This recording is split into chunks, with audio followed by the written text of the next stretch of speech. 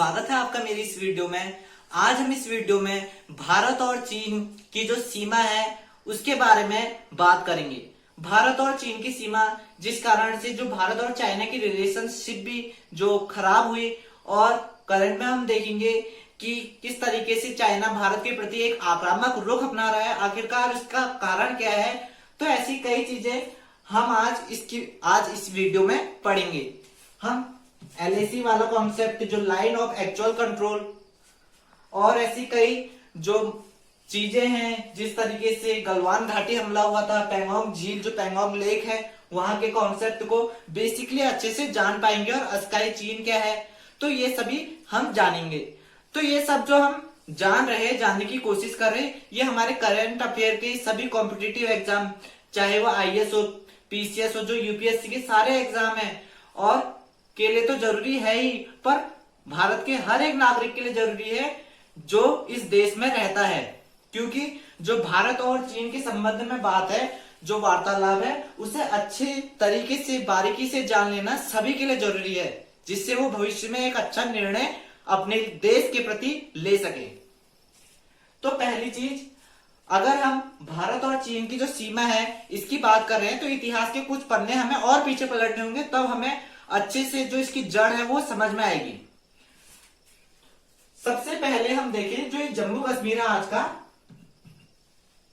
आज लद्दाख 370 के बाद अलग केंद्र शासित प्रदेश बन गया और जम्मू कश्मीर अलग ही राज्य बन गया। तो पहले जो था, जम्मू अलग था, कश्मीर अलग था और लद्दाख अलग राज्य थे। ये तीन अलग अलग राज्य थे। जम्मू के जो राजा थे उनका नाम था हमारा किशोर सिंह। ये नाम हमें रिमेंबर होने चाहिए, क्योंकि तब जाकर धीरे धीरे हम पूरा कॉन्सेप्ट अच्छे से समझ सकते हैं। यहां से हमें बहुत ही ध्यान देने की जरूरत है। तो जम्मू का जो राजा था किशोर सिंह, इनके जो पुत्र थे उनका नाम था गुलाब सिंह। गुलाब सिंह जो सिख प्रांत है पंजाब में, 1808 में उन्होंने जम्मू पर आक्रमण किया अपना साम्राज्य और विस्तार करने के लिए। तब इन्होंने जो सिख प्रांत के राजा थे रणविजय, इन्होंने हमला किया। कहा? जम्मू में। जम्मू के राजा उस वक्त कौन थे? किशोर सिंह। जब इन्होंने हमला किया तो किशोर सिंह की हार हुई और जम्मू में किसका शासन हो गया? सिख प्रांत का। 1808 के बाद फिर 1819 में सिख प्रांत ने धीरे धीरे कश्मीर में भी अपना कब्जा कर लिया। यहां तक इनका पूरा हो गया। फिर 1834 में सिख प्रांत के ही राजा रणविजय ने लद्दाख में भी अपना पूरा कब्जा कर लिया, और तब ये पूरा संयुक्त बन गया, यानी कि पूरा राज्य सिख प्रांत के अंतर्गत आ गया। क्या क्या? जम्मू, कश्मीर और लद्दाख। तो जो किशोर, तो रणविजय ने पूरा प्राप्त कर लिया। फिर बाद में 1839 में 1839 में इनकी मृत्यु हो गई, जिससे सिख प्रांत था वो बहुत ही कमजोर हो गया।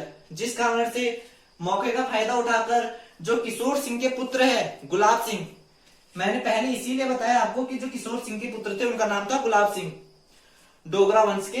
तो गुलाब सिंह ने क्या किया? सिख प्रांत पर आक्रमण किया, और जो उनका राज्य था, जम्मू के राजा थे किशोर सिंह, उसे पुनः वापस अपने पास प्राप्त कर लिया। किसने? गुलाब सिंह ने।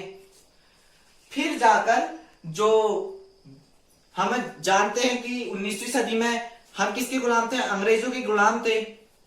तो जो ये गुलाब सिंह है वो ब्रिटिश सरकार के साथ मिल गया। अभी तक तो हम जम्मू की बात कर रहे थे, जम्मू जो था गुलाब सिंह के पास आ गया, परंतु कश्मीर और लद्दाख किसके पास बचे रहे? सिख प्रांत के पास बचे रहे।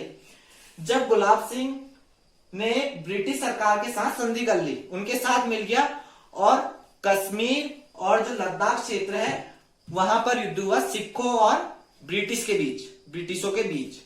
इसी को फर्स्ट जो है एंग्लो वॉर भी कहते हैं, जो सिख और ब्रिटिश के बीच हुआ। तो इस तरीके से जो युद्ध हुआ उसमें ब्रिटिश सरकार की जीत हुई, और उन्होंने जो जम्मू प्रांत के अलावा, जम्मू प्रांत तो किसके पास था? गुलाब सिंह के पास था ही। जम्मू प्रांत के अलावा कश्मीर और जो लद्दाख है वह भी किसे दे दिए? गुलाब सिंह को दे दिए। 75 लाख रुपए में कहा जाता है। तो परंतु दे तो इनको दिए, परंतु जो शासन चलता था, जो सबसे ज्यादा जिसकी चलती थी वो ब्रिटिश सरकार की चलती थी, नाम मात्र का शासक गुलाब सिंह के पास था। और हम देखते हैं गुलाब सिंह की वंशज जो अंत में जब हमारा देश आजाद हो गया उसके कुछ वर्ष पश्चात जो हरि सिंह रहे राजा जम्मू कश्मीर के, उन्होंने भारत के साथ संधि पर हस्ताक्षर करके जम्मू कश्मीर को भी भारत में मिला लिया था। तो ये कॉन्सेप्ट हमारा क्लियर हो गया कि किस तरीके से ये पूरा जम्मू कश्मीर फिर ब्रिटिश सरकार के पास आ गया। अब यहीं से स्टार्ट होता है जो चाइना है, यहां पर आज का ये हमारा आज का पूरा चाइना है, और यहां से ही जो बाउंड्री होती है भारत की स्टार्ट होती है। जब सन हम देखते हैं 1846 में तो इनकी लड़ाई हुई किसकी, ब्रिटिश और सिखों के बीच में, जिसकी ब्रिटिशों की विजय हुई। फिर बाद में 1865 को W.H. जॉनसन ने एक लाइन निकाली, एक बाउंड्री लाइन निकाली, चीन से बात करने की कोशिश की, परंतु चीन इस मामले में इंटरेस्टेड नहीं था। तो इन्होंने एक लाइन निकाली जिसे जॉनसन लाइन के नाम से भी जाना जाता है, जॉनसन लाइन के नाम से। इसे आप नोट करते रहिए, जॉनसन लाइन के नाम से इसे जाना जाता है। जो आज का मैप हम देखते हैं भारत का, जम्मू कश्मीर का, ये हम देखेंगे, ये पूरा जॉनसन लाइन के द्वारा ही निर्धारित है। आज भी भारत इसी के अनुसार चलता है। W.H. जॉनसन जो सिविल सर्वेंट थे, ब्रिटिश ऑफिसर, उन्होंने किया ये जो लाइन है ये निकाली, और इससे उन्होंने जो भारत की जो बाउंड्री है उसको अलग किया। फिर बाद में जो है हमारा 1899 में जो मार्केटन, इसके इनके द्वारा भी जो आसियान है, यहां पर हम देखेंगे हमारा जॉर्ज मकार्डनी थे, जो उन्होंने 1899 में फिर एक वापस एक जो बाउंड्री है निर्धारित की। यहां से हम देखते हैं ये है हमारा अक्साई चीन, अक्साई चीन। तो जो जॉर्ज मकार्डनी है उन्होंने एक बाउंड्री फिर से निर्धारित की, जिसे मैकडोनाल्ड ने चीन में दे के आए हो, इसीलिए इसे मकार्डनी मैकडोनाल्ड लाइन भी कहा जाता है। इसे तो कहा जाता है जॉनसन लाइन। और जो अक्साई चीन से थोड़ा आधी, तो ये तो अक्साई चीन है, तो जो इनके द्वारा पारित की गई थी लाइन, निर्धारित की गई थी किसके द्वारा, मकार्डनी द्वारा, उन्होंने आधा अक्साई चीन का हिस्सा भारत का बताया और आधा चाइना का, इस तरीके से। और तो जो ये हमारा 1899 में मकार्डनी ने जो लाइन पारित की थी, अक्साई चीन ये है, अक्साई चीन का आधा हिस्सा इन्होंने भारत का बताया और आधा हिस्सा इन्होंने चीन का बताया, तो इसे मकार्डनी मैकडोनाल्ड लाइन कहा गया। इसके बाद हम देखते हैं, इससे पहले जो जॉनसन थे, W.H. जॉनसन, उन्होंने क्या कहा, उन्होंने जो भारत की भौगोलिक क्षेत्र बताया, इस तरीके से बताया जो आज का आधुनिक हम मैप देखते हैं, जिसे जॉनसन लाइन के नाम से जाना जाता है। तो उसके बाद जो 1878 है, हम देखेंगे चाइना पहले इतना ही था, यहां से हम देख सकते हैं उसका हिस्सा इसमें नहीं आ सका। तो जो ये चाइना है पहले तो इतना ही था। ये हमारा है तिब्बत। पहले ये जो सिनजियांग था वो स्वतंत्र प्रांत था, यानी कि अलग एक राज्य था चाइना से अलग, परंतु बाद में 1878 में चाइना ने यहाँ पर कब्जा कर लिया और इसे अपने क्षेत्र में घेर लिया, किसे, सिनजियांग को। तब चाइना इंटरेस्टेड हुआ भारत की बाउंड्री में, परंतु जब W.H. जॉनसन ने सीमा रेखा निर्धारित की थी, तब तो चाइना की बाउंड्री हमसे टच नहीं होती थी। तो चाइना से अनुमति ले या ना ले, या उनसे संधि करे या ना करे, उनसे विवाद वार्तालाप करे, ये हमारे लिए जरूरी नहीं था। तो W.H. जॉनसन ने जो बाउंड्री रेखा जो निर्धारित की गई, वो जो आधुनिक हम मैप देखते वो रही। परंतु चाइना ने जब से 1878 में सिनजियांग पर कब्जा किया, तब से चाइना का रुख बदल गया और वह धीरे धीरे यहाँ की बाउंड्री पे अपना जो इंटरेस्ट है वो और आगे बढ़ाने लगा।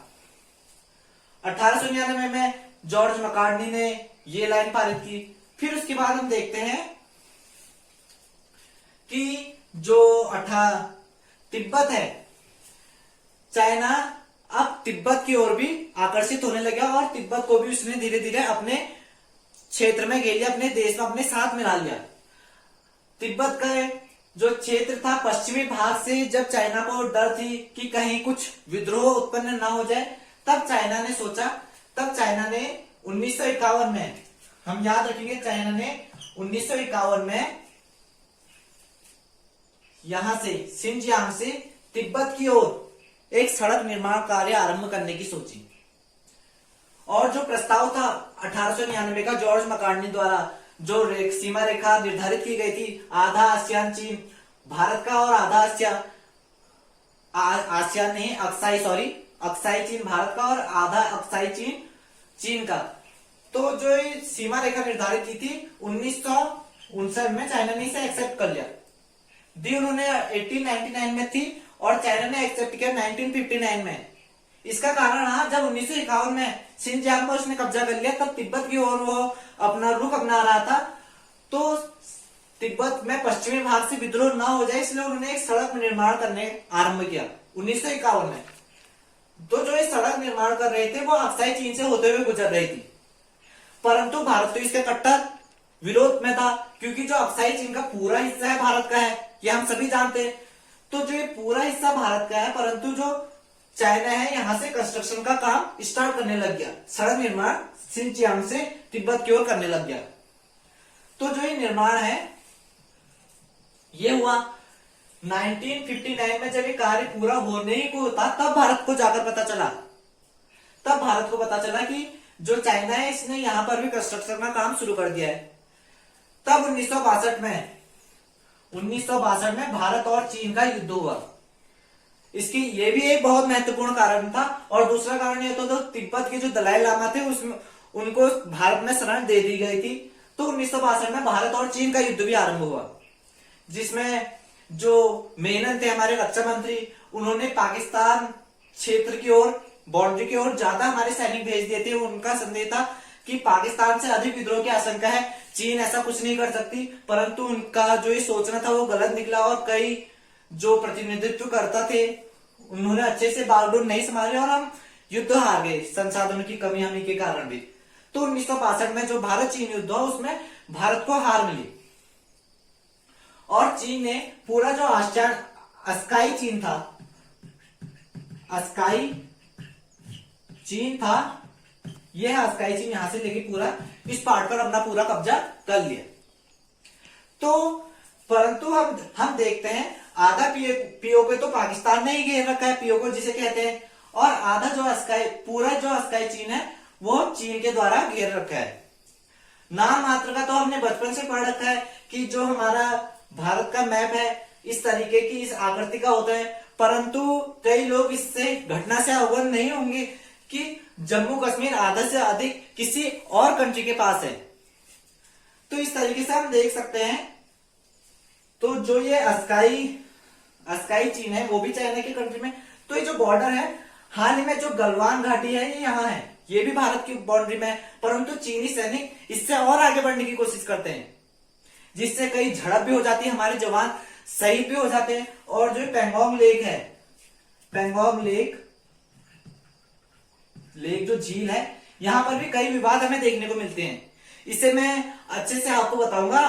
अब आपको और ध्यान देने की जरूरत है। जो पेंगोंग लेक है ये है, यहां पर है पहाड़ियां, ये दिख रहा होगा आपको, यहां ये है झील। तो इस जो पहाड़ी है यहां पर इस तरीके की चोटी में फिंगर के वाइज इसे डिवाइड कर रखा है। इसे कहते हैं finger 1, finger 2, finger 3, finger 4, finger 5, finger 6, finger 7 और ये फिंगर 8। फिंगर 1 से 8 तक भारत कहता है वैधानिक रूप से फिंगर 1 से लेके फिंगर 8 तक, जो हमारा कहाँ है, पेंगोंग झील की बात करें, पेंगोंग लेक की, फिंगर 1 से लेके फिंगर 8 तक का पूरा जो है वह भारत का वैधानिक रूप से है, लीगली भारत का ही है पूरा। परंतु चाइना कहता है भारत का सिर्फ फिंगर 4 तक ही है, यानी कि अगर 4 तक ही है, और यहीं पर हमारी मिलिट्री बेस भी है। और इस बार तो चाइना ने हद ही कर दी। 2020 में चाइना फिंगर 4 से भी आगे बढ़ने का प्रयास करा, जिससे हमारे कई जवानों के साथ उसकी झड़प भी हुई। तो इस तरीके से चाइना धीरे धीरे हमारा जो भारत का भौगोलिक क्षेत्र है उसे घेरता ही चले जा रहा है। चाहे पेंगोंग लेक की बात हो, गलवान घाटी की बात हो, सिक्किम की साइड को देखें और नाथुलाम दर्रे की बात देखें, और हम देखें भूटान का जो है हमारा डोकलाम क्षेत्र, वहां पर देखें हर जगह चीन अपनी जो सीमा है उसे बढ़ाने का भरसक प्रयास कर रहा है। और यहाँ पर जो भारत है कंस्ट्रक्शन का काम आरंभ कर रहा है, परंतु चीन इसकी आर्थिक स्थिति मजबूत ना हो जाए और जो सुरक्षा है इसमें और मजबूती ना हो जाए, इसलिए बार बार प्रयास कर रहे हैं कि भारत और पीछे जाए। क्योंकि जो ये दौलत बढ़ रही है, यहां से यहां तक का कंस्ट्रक्शन का काम काराकोरम जो है श्रेणी, इस तरीके से नीचे को कंस्ट्रक्शन का काम स्टार्ट चीन नहीं होने दे रहा है। इस तरीके से चीन भारत का जो भौगोलिक क्षेत्र है वो और घेरने का प्रयास कर रहा है। हम देख सकते हैं जो दौलत बेग ओल्डी है वह एयर स्ट्रिप है, हवाई पट्टी है, बहुत ही ऊंची है, जहां से जो चीन है और पाकिस्तान है वहां के जो सैनिक बल है वहां पर कड़ी नजर भी रखी जा सकती है, परंतु चीन ऐसा कंस्ट्रक्शन का काम होने नहीं दे रहा है। और जो एलएसी है, एलएसी भी बहुत चर्चा में है इस बार। एलएसी यानी लाइन ऑफ एक्चुअल कंट्रोल, जो 1962 के युद्ध के बाद अक्साई चीन का पूरा क्षेत्र चीन ने अपनी ओर ले लिया था, तो यही जो बाउंड्री है एलएसी कहलाई, परंतु इसका भी अच्छे से निर्धारण नहीं है, कभी चीन और आगे बढ़ जाने की कोशिश करता है, तो यह एलएसी है। तो इतनी चीजें आज हमने इस वीडियो में पढ़ी। हम देख सकते हैं कि जो चीन है वो किस प्रकार से अपना एक आक्रामक रवैया हमारे प्रति अपना रहा है और कहीं ना कहीं डायरेक्टली और इनडायरेक्टली पाकिस्तान को फुली सपोर्ट भी कर रहा है। तो कहीं ना कहीं हमारी भी ये जिम्मेदारी बनती है, क्योंकि जो हमने फिगर 1 फिगर 2 की बात करी, फिगर 4 के वहां कई झड़पें देखने को मिलती है, गलवान घाटी की ओर देखने को मिलती है, पैंगोंग लेक की वहां देखने को मिलती है, तो इससे जो हमारे देश के जवान है उनकी जो जान है वो बहुत ही संकट में है। तो किस तरीके से उनकी परिस्थितियां रह जाती होंगी वहां पर, तो उनकी जान की कीमत हम ये सस्ते सस्ते चाइनीज सामान से लगा नहीं सकते। जिस प्रकार से सरकार ने 59 एक्ट चाइना की बैन किए, उसी प्रकार से हमें भी कई चीजें जो चाइनीज सामान है उसका इस्तेमाल नहीं करना चाहिए, क्योंकि चीन कहीं ना कहीं हमारे जवानों को मार रहा है, कहीं ना कहीं पाकिस्तान को सपोर्ट कर रहा है, वहां से आईएसआई सब हमारे जो देश के जवान हैं वहां पर बम फेंक रहे हैं, क्या कर रहे हैं, इतना आक्रामक हमला हमारे देश को झेलना पड़ रहा है। जो जम्मू कश्मीर हम बचपन से ही मैच देखते आ रहे हैं, आधे से ज्यादा चीन और पाकिस्तान के पास है, तो आखिरकार क्यों हम चीन की इतनी सहायता करके उनका सामान खरीद रहे हैं। अंत में बस मैं इतना ही कहना चाहूंगा, माना कि वो सस्ता है, मेरी जेब को जचता है, माना कि वो सस्ता है चीनी सामान, मेरी जेब को जचता है, पर कैसे खरीद लूं मैं ऐसा सामान जिसका बारूद मेरे देश के जवान के सीने पर चलता है, जिसका बारूद मेरे जवान के सीने पर चलता है। Thank you so much.